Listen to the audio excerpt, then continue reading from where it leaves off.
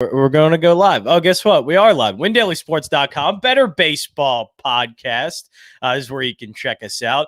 By the way, there are already a ton of articles up that you can check out. DFS picks and pivots, aces and bases. If you're setting a FanDuel lineup for DFS and starting rotation, I will admit I get a lot of my information from those guys, mainly because they're really good. And so you should do that as well. But joining me today on the Bettor Baseball Podcast, my guy, my dog. I actually just talked with him like less than 12 hours ago. And that's that. I enjoy talking baseball with him so much that I invited him here on the podcast as well. It is Tim O'Keefe. Follow him at TKO_picks. Timmy, how you doing, man? How's your Tuesday going? John, pretty good. And know what? I'll say this. There's no one I'd rather talk baseball with 12 hours apart than you, sir. So I'm excited to get it going. Well, yeah, I need help. Yesterday did not go well. And the picks on this show went a little bit better, but I didn't put all of my picks on the website because I thought that would be like, I'd look like a degenerate, like over 6-7 picks. Like, what are you doing, John? So the 5 picks I did put on the Win Daily Sports site all did not hit yesterday. And apparently I saw a lot of sports bettors yesterday just go, yeah, yesterday was horrible and sucked with strikeout props. I know a ton of those didn't hit. It was, you know what? Let's just chalk it up. Yesterday was bad. A bad day. Not a good day. It's going to happen. Look, I agree. There was a little bit of uniformity where I didn't see anyone celebrating all these big wins yesterday. It seemed like the books got everybody. And know what? It's time to fight back and go get some W's on the other side. There you go. See, this is why I need you around, Tim. The positive attitude. I'm here in the morning just going through and going, yeah, I guess we got to bet some more baseball games. But you know what, Tim? You're right. We got to get back on the saddle heel. And guess what? There's one game that we'll just go right away. We'll get to some of the other ones. I know there are plenty of games to go with. But Yankees, Orioles, plus 155 for Corey Kluber on the mound. I got to admit, that's a game that immediately I went to and said, all right, I think I have to bet the Orioles here, even if it doesn't, because look, the Orioles aren't doing great. They're doing better than the Yankees. They're 10-12, Yankees 9-13. But with Kluber on the mound, that's a price I'm just not willing to pay with the Yankees. John, I'm completely with you because obviously there's 2 things of name recognition that I think is driving up this Yankees price. One, Yankees, right? Yankees, Orioles. Do we all expect the Yankees by the end of the year? Yeah, we expect that by the end of the year, the Yankees will be better. So I think that's already bleeding in. But early on this season, they have not done it. And then Corey Kluber, former Cy Young winner, I believe multi-Cy Young winner. And look, he's just on the back half. He has over 5, I think it's a 5.4 ERA. Look, Bruce Zimmerman for the Orioles is nothing special either, but this game's more of a coin flip to me, and if you're going to give me plus 155 on a coin flip, then I'm absolutely going to ride that. So I'm with you 100% here, taking Baltimore. Yeah, I think you would have to. Plus 155, and heck, even the run line, you're getting even money. I mean, come on.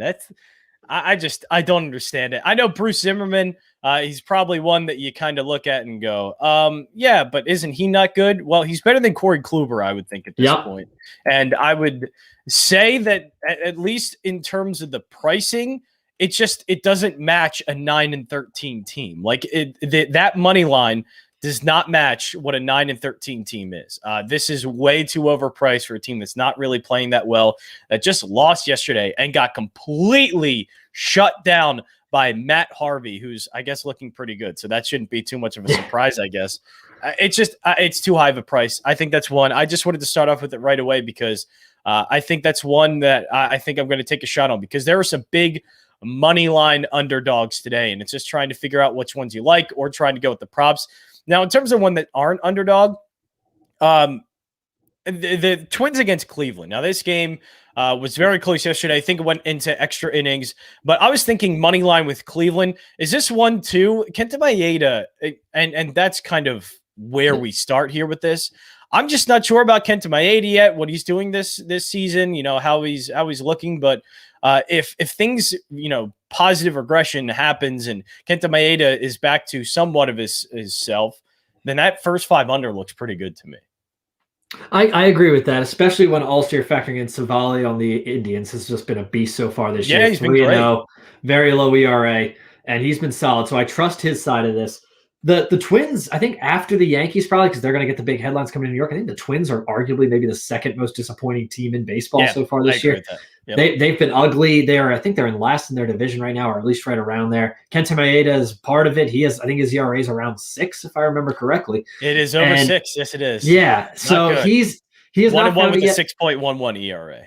There you go. So he has not found it yet. I think he will over the course of the season. He's a good pitcher. He's not any all-star level caliber, but he's a solid pitcher that could bounce back. The under 4.5 there, I do like that play in this one. I'd also say, I was eyeing up maybe Cleveland money line because it seems like even value when you have the better pitcher and the team that's been better in the season. I like that too. Yeah. But under 4.5 here, I also like that play, especially with Savali dealing the way he has been. And I can expect I shouldn't say I can't expect. I can certainly see a little bit of Maeda bounce back to reality after a few tough starts to begin the year. Yeah, and this is a lineup to do it with. I mean, Cleveland still has not been an overly explosive lineup. I don't think they're ever going to be. So I think we could take that into account and say, all right, look, if Kenta Maeda is going to get right, this would be the start to where at least he shuts down the lineup a little bit. The Twins still dealing with a bunch of injuries as well. Max Kepler still out. Miguel Sano. Byron Buxton is day-to-day. So this isn't – look, if you look at the Twins' numbers, they're not bad. And especially against right-handed pitching, especially even on the road, not bad. Top 10 team around at least in each. But the problem is they have a bunch of injuries. And you've seen in their last 4 games run totals of 2, 2, 2, and 3. So those injuries are kind of piling up a bit and making things a little bit more difficult for the Minnesota Twins. I think Savali should shut down this lineup, and it's not a lot of juice you got to place in that first 5 under. And again, I don't think Cleveland by themselves is going to go over that first 5 under either. So I would lean. You're going with money line too, since it's around even money. You were definitely leaning that way. That's why honestly, I think you might have talked me into the under first 5 being the better play, but I'm also liking that Cleveland money line also. So I'm on both of those. Yeah. Yeah, no, I agree. Yeah, that's something I think I'm with you on that one. I want to go real quick, Royals Pirates, just because that's actually a somewhat intriguing pitching matchup between Jacob Junis and Tyler Anderson. The Royals obviously playing pretty well this season, so just want to take them on the money line maybe with Jacob Junis on the mound. Yeah, this one was a line. It stuck out to me a little bit. I'm with you. Everything in my head logically says Royals here. They've been one of the best teams in baseball. Probably we just talked about the biggest disappointment in Minnesota. The biggest surprise is probably Kansas City, and they've played very well. Pittsburgh's actually another surprise where I think they're around 500, and obviously I think they had the lowest win total coming into the year. So they've been playing better ball than everyone expected, at least early on in the season. But Kansas City, to me, Junis has had a couple good starts to start the year. They're the better team right now playing overall, and you're getting even money with them. I don't expect any big home field advantage coming out of Pittsburgh. So I'm with you. Jacob Junis, give me the money line. Let's ride with Cleveland. Or sorry, not Cleveland, Kansas City, excuse me. Yeah, and this is another one. It's juiced up. I'm maybe leaning a little first 5 under here because I like the pitching matchup. Obviously, I don't like the Pirates lineup too much, but even the Royals, and they're playing so well, they're bottom of the league in terms of on the road, and they're bottom of the league against left-handed pitching. So a little bit of kind of that scenario where it's not that great of a matchup for the Royals. I don't know if I'm expecting them to score a lot of runs. The thing is, I would probably stick with, and man, you look at sort of on the road as well, 6-2 win against Detroit, 2-1, 4-0, 3-2. This isn't a team that's hitting a lot. It's been winning primarily based off of pitching, and they have one of their best pitchers on the mound in Junis. So you know what? If we're going money line, that also probably means we're going first 5 under, because if they're going to win, it's going to be based off of low scoring. So I think you can honestly pair those both. Obviously you can't do a parlay on DraftKings here, but you can use them both. I think just place those as separate bets, and I think that's pretty good, because if one happens, like if the first 5 under happens, it's probably a game that the Royals are likely going to end up winning. So that's an interesting one.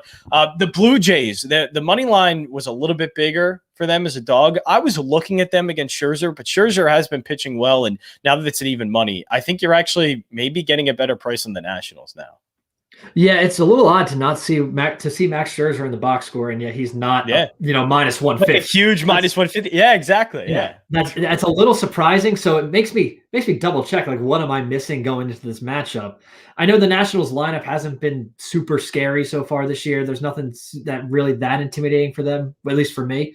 But yeah, minus 118 with Scherzer. This one, I'll be honest, I'm getting a little gut feel. I'm probably personally going to stay away from Yeah, it myself. it's getting a little weird, right? It's just Exactly. it's just the line that kind of throws you off. Something doesn't smell right. If you said, hey, you got to play it, I am with you. I think I'm taking the Nationals, but I'm probably going to stay away from this. There's something with my gut is a little nerve-wracking on this game. I do maybe potentially want to look at if we have the Scherzer strikeout props, where this is a Blue Jays lineup with a lot of young hitters that I think Scherzer could do well against. So I'm curious to see what that number is, because that could be a potential play here. Is if you like the Nationals, you're going to like them because of Max Scherzer and the value you're getting, and maybe the K props there are where we go.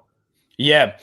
So that's going to be one. I think I agree with you. Stay away from any interest. Just real quick with Boston. I don't have too much on this game, but obviously they had that winning streak. They're still doing sort of well. Any interest on that plus to 128 against the Mets, or is this one another one that, the pitching matchup's a little grimy? It's a little bit of a no for me. I think the way I'd say it is I'm definitely not betting on David Peterson and the Mets at minus 143. I think that's the way I would say this, because that's too much value. That's too much loss of value for a guy that I don't trust out there on the mound. I'm not betting on David Peterson and a Mets lineup that's fine. It's a good lineup, but it hasn't fully found stride yet. At least from what I've seen. So minus 143 is too much for me. Plus 128 with Boston. They've come down after that early winning streak, but again, I think I'm staying away, but that's the side I would play if you're saying, hey, we got to play with this one. Yeah, no, I think so as well. But there is a matchup, and I'm skipping over the Rays Athletics. If you have anything there, you can speak up, but I don't have really much in that game. The one call I'd have there was I looked at Frankie Montas so far this year, and I'm not going to play it for this reason, but this is a guy he's had 4 starts. Terrible in 2 of them, his first and fourth, lights out and starts 2 and 3. So I am curious to see how he does today. I'm not going to play it because I don't know which Frankie we're getting, but that's something to keep note of, because if maybe he pitches well or pitches poorly, that certainly probably influences your next bet or how you look at his next start. Yeah, so something to definitely keep eye on. I'm actually with the Braves game, and look, Trevor Williams pitched better in his last start. I think the Braves lineup is a perfect storm of. It almost feels like the Phillies last year, where starting pitching needs help because they're hurt. Now they have probably their best so far that's healthy in Ian Anderson on the mound. But I think this Braves lineup is feeling that sense of urgency to put up a bunch of runs. And they can do that well at home and against right-handed pitching. And Trevor Williams seems like a guy that they can do that against. I like the Braves to put up a lot of runs in this one, just like they did yesterday. I made the mistake. I took them on the run line knowing that their bullpen, that their pitching is a concern. So I think with the Braves, the only way you can bet them is just to bet on their lineup whenever the matchup lets you and allows you. And I think this is one of those matchups here. I'm with you, Johnny. Until we get Max Fried back and Soroka back, it's going to be tougher for me to bet the Braves money line just because I don't trust their overall pitching. Yeah, like you said, Ian Anderson is a guy that I generally do trust, but it's still it's been sloppy. That bullpen yesterday, letting up those runs late, and which cost the run line play. The Braves lineup is what we really trust about this team. Freeman, Acuna, Ozuna, they got studs. Trevor Williams is nothing super special there. Over 4.5 to me. I like that play. I do. I think that's the way to play this game. Because if you like Atlanta, they're probably going to put up those runs, and that's where I think the safer play is for them, because that bullpen has been a little questionable, and also the other starters. Yeah, and this is the second time around that they're facing Trevor Williams too, so they didn't do particularly well in that start, but I think that the second time around, things will be a little bit more smoother for the Braves. Again, I do think they're feeling that sense of urgency, and also their lineup is pretty good, and eventually Ronald Acuna, who is back in the lineup, I think is going to be back to form very, very soon, and once that happens, I think we can probably see some Braves lineups and team totals over for the Braves. Now, with the Marlins and Brewers, we have Adrian Hauser on the mound, and he's another one. I love the Brewers pitching, but I don't know if there's really anything here in this game that particularly stands out for me. So I'm just going to stay away from that one. Now, the Phillies Cardinals, I know immediately kind of where I want it to go, but let's just see where it's at. Yeah, it was minus 108 yesterday, now minus 112. The Phillies are minus 104 dog in this one now, which is a little odd to see. But Zach Eflin, I would say, is the much better pitcher in this matchup. Both lineups stink. I would have to say the Phillies are a little bit intriguing on the first 5 money line here with Eflin. Yeah, I mean, Eflin's had very good early season success. ERA under 3 so far to start the year, pitching very well. Carlos Martinez is not the Carlos Martinez of 3, 4, 5 years No, ago. not He's not up at at all. yeah. That ERA is up over, I think, at 6. So I'm really not trusting him at all. So if you're telling me first 5, Eflin versus Martinez, when the lineups are relatively even, obviously last night 2-1 game, neither lineup did anything against Zach Wheeler for the Phillies and Adam Wainwright for the Cardinals. So the lineups, maybe they wake up today a little bit, but I trust the Phillies to wake up against Carlos Martinez a lot more than I trust the Cardinals to wake up against Zach Eflin. Yeah. Zach Eflin going up against the Cardinals. And if you look at the Win Daily Sports article, Eflin, it's a pretty good matchup because the Cardinals don't do well against right-handed sinker ball pitchers, which, by the way, Zach Eflin has a pretty good one. And Zach Eflin's been throwing that nearly 50% of the time. Cardinals whiffing 26% of the time to right-handed pitching, and Eflin's K rate so far sitting at around 19%. So he matches up very well, I would say, against the St. Louis Cardinals. And we had to bring that up. We got to do this every single time. The Rhys Hoskins prop. Yes. Rhys Hoskins, I'm not a fan of, as people are well aware here. Maybe now at windailysports.com, they're well aware. But he's been doing well. And, he's probably one, with the way Harper's hitting, Hoskins hitting, even JT Realmuto, somehow quiet 3 and 4 a day at the plate. Yep. It means to me that at least there is enough pop in this Phillies lineup to get an early lead and to keep it for the first 5 innings with Eflin on the mound. I could see this being a 2-1 game, 2-0 game early on for the Phillies. So I think we're kind of on the same track here that the first 5 seems like a pretty good bet. Now, The Angels, I want to go, and this it all kind of is kind of on whether or not the Angels lineup is healthy, or at least that everybody's going to be starting. I know Mike Trout came back. I know Jared Walsh is back, but it's just seeing if these guys, able to play another game or if they're resting, whatever the case may be. But if this lineup is fully intact, Shohei Ohtani's even at the dish as well, Jared Walsh, 2 lefties, they should.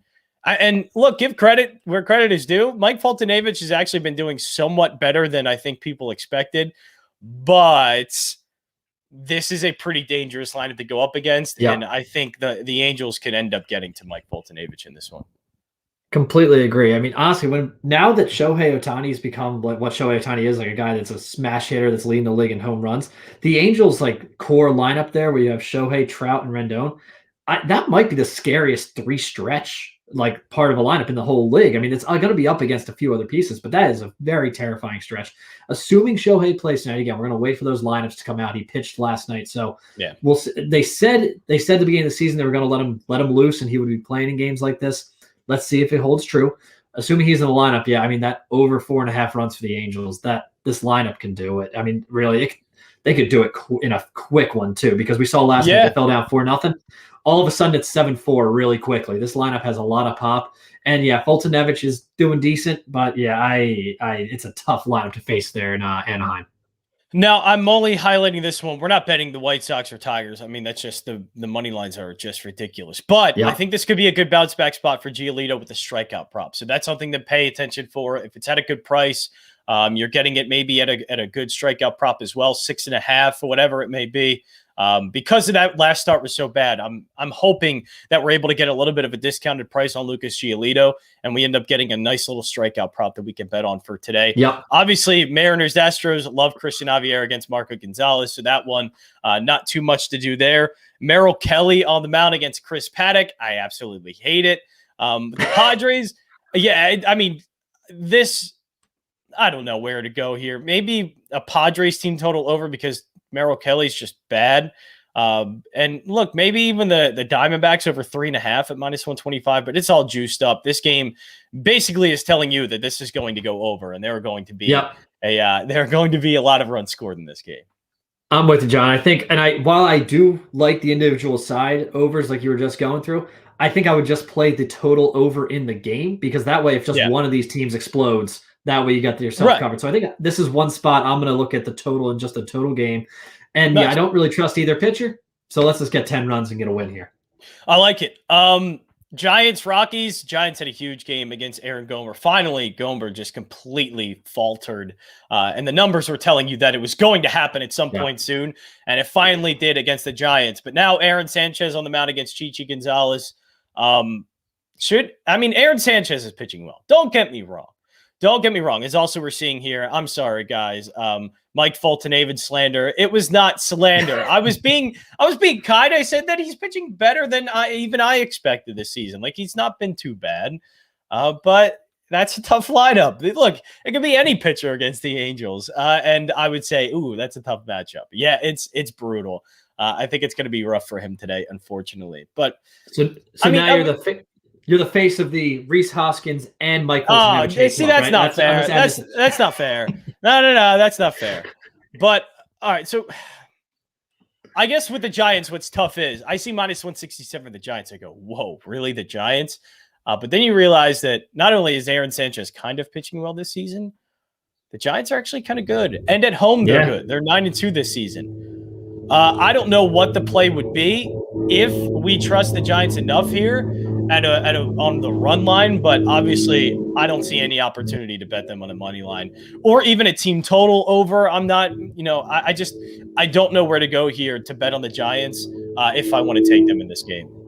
No. And Aaron Sanchez, he's a guy that he's had stretches of really good success in his career, right? Former All-Star, did have that one good run with him when he was has the stuff, man. He has some really great stuff. Yeah, exactly. He's had the stuff. He's had some injury problems that I think have just brought him back down over his career. I'm rooting for the guy. I hope he can keep up the success. I'm not fully buying in yet. That's too much of a price for me on the Giants.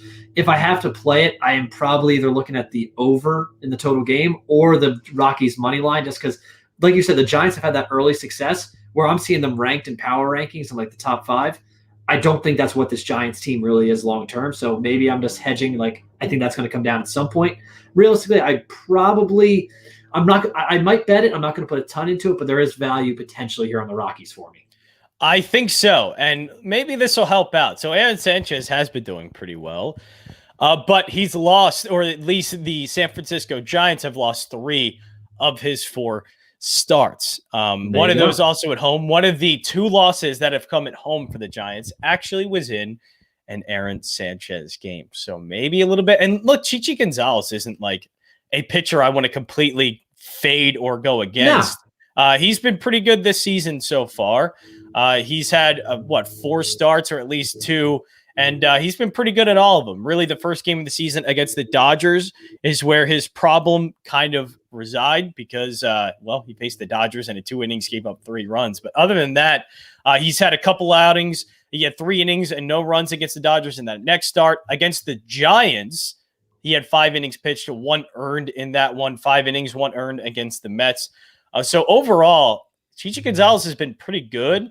So maybe, I think that money line could be in play here for the Rockies. Especially if we can get those 5 innings out of him again. Like, that's key because the Rockies bullpen isn't anything special. So if we can get the start where he had against the Giants or the Mets where he's getting into that 5th inning, that'll be key for them because the Rockies bullpen going for 7 or 6 or 7 is going to make it tough. Yeah. All right. Last one here in the Bettor Baseball Podcast, WinDailySports.com. My name is John Jansen at JJansen34 on Twitter. My guest, who is fantastic at all this, at TKO_picks, is where you can find him on Twitter. Last game is a huge money line. Walker Buehler against Jeff Hoffman. The Reds are plus 205. I think the Reds got lucky to win. Not lucky to win last night. It was kind of one where we thought, okay, maybe they could. Is this a run line play here now? Because the Reds lineup doesn't really hit well away from home. Jeff Hoffman, the numbers have been okay, but they're also kind of showing that there is going to be some regression at some point for him. Yeah. And this seems like just the perfect spot for that all kind of to happen here. It certainly could. And John, we were talking yesterday, we said 12 hours ago, and that was the game I was going to monitor last night because the Dodgers just got out of that tough series with the Padres. And I thought there could be a little lackadaisical coming in against the Reds after that big emotional series. And they lost last night. Now, Reds got a little lucky there. But tonight, now that I'm looking at this, you're right. Jeff Hoffman's stats have been pretty good this year when you look at like just the high level, like the ERA and stuff. But there's a lot of regression that we could be seeing. it could. This kind of does smell like a Dodgers just explosion potentially coming here. So yeah, the -1.5 on the run line when I got Walker Buehler on the mound. I think that's the play. If the Dodgers had barely won last night, I might be thinking a little differently. I know it's a little bit of a gut feel there, but now that the Dodgers aren't going to lose 3 in a row in this stretch, I don't think so. So I am ready to buy in that the Dodgers -1.5. Yeah, it's a pretty good run line play here, right? Like I expect them, their lineup to be back. And yeah, it's kind of now happened twice that after both Padres series, they've lost the first game, but I expect them to bounce back here. Their lineup should be fine against Jeff Hoffman. And to back it up a little bit, Jeff Hoffman has been pretty good this season, but on each side of the plate, there is a WOBA of .305 against right-handed batters and left-handed batters. And also he throws the fastball around 55% of the time. And the Dodgers are the third best team in baseball against the fastball. So there is, I think, a lot of potential here for this one to be kind of out of hand a little early. Walker Buehler to go through this Dodgers lineup with relative ease. He's been pitching well. And also the Reds lineup, again, just not very good away from home. That is the breakdown of the slate, though. We have we marked down. We got some plays. We picked almost every single game. So yeah, if you want to get my picks, just windailysports.com and Tim will give out his picks at TKO_picks. But just to show you what we have, this is for almost every single game. We have a couple for each game. So these are the bets that we have. Orioles on the money line, Braves team total over 4.5, Cleveland on the money line, the first 5 under in Cleveland, the Royals money line, the total runs under 4.5 in the first 5 innings, so the first 5 under in the Royals Pirates, Phillies money line in the first 5, Angels team total over 4.5, over 9 total runs for the Padres and Diamondbacks. That's a good old Tim O'Keefe special right there. There we go. The Rockies +145 in the money line, and the Dodgers run line -1.5 and -115. Hey, we picked a lot of bets today, so there are plenty to choose from. I did see one question taking Atlanta money line. I would just stay away from the money line, as kind of we just said. Pitching just isn't doing it for me to bet money line. If anything, the only thing you can bet on with the Braves that has any consistency is just their lineup. Yeah. And look, what I'd say about that is, do I think they'll win? Yeah, they probably will, but I believe they're up at around -160. I'm not that confident that they're going to win, so I think it's just too much of a price for me to pay for that. And I'm with you. I like the team total over 4.5 is just the safer play if you're into the Braves today. Absolutely. Tim, you're amazing, man. You're so great at this. Tim O'Keefe at TKO_picks. He is very, very good at this. So good talking with Tim. I enjoy it. Hopefully we can do this every Tuesday, or now alternating, with every Tuesday, but I really enjoy it. That's it for the Bettor Baseball Podcast. WinDailySports.com. We'll be back tomorrow, 10:30 here for the Bettor Baseball Podcast on, again, WinDailySports.com.